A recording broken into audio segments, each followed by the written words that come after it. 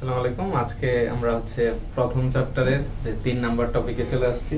আমাদের যে চ্যাপ্টারের নাম ছিল সেটা হচ্ছে কি, যে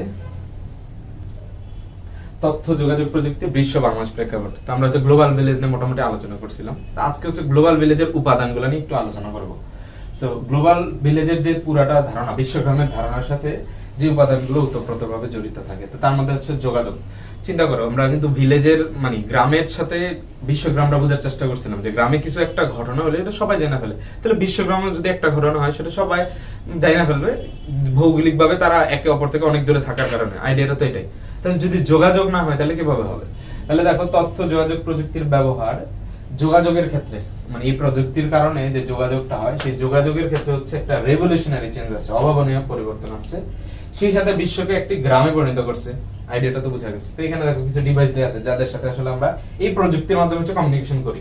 দেখো মোবাইল ফোন এটা ডেস্কটপ হতে পারে, আরেকটা ফোন হতে পারে, তাদের সাথে আমরা কিন্তু কথা বলি। স্যাটেলাইটের মাধ্যমে সিগন্যালের আদান প্রদান করি।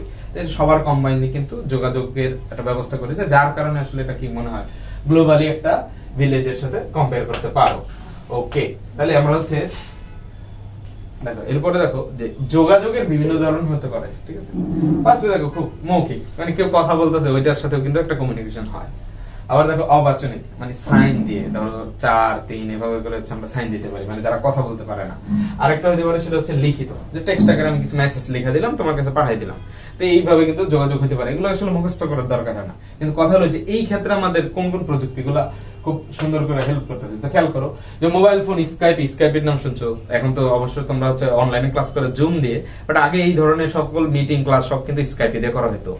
স্কাইপে সময়ের সাথে ওইভাবে ডেভেলপ করতে পারে নাই, জুম যেটা স্যাটিসফাই করতে পারছে। এই জন্য আসলে দেখবো যে তোমরা শুধু দেখবো জুমের নামই শুনতেছো, বাট আগে দেখা গেছে সকল মিটিং স্কাইপে দিয়ে করা হয়, এখনো করা হয়।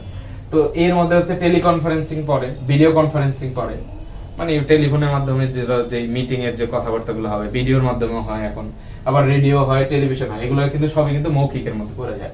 অবাচনিকের মধ্যে মুখের বিভিন্ন অভিব্যক্তি, চোখের বা হাতের ইশারা।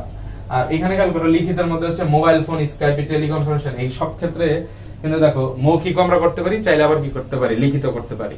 অর্থাৎ তুমি মিটিং এ কি করতে পারো, চ্যাট আকারেও মানে লিখা পাঠিয়ে দিতে পারো তোমার ডকুমেন্টটা, অথবা আবার মুখ দেওয়া বলতে পারো। তো এইগুলোর ক্ষেত্রে দেখো উদাহরণগুলো খুবই লজিক্যাল, মানে একটা আরেকটার সাথে তোমার আসলে মুখস্থ যাতে না করা লাগে সেই চেষ্টাটাই করা হয়েছে।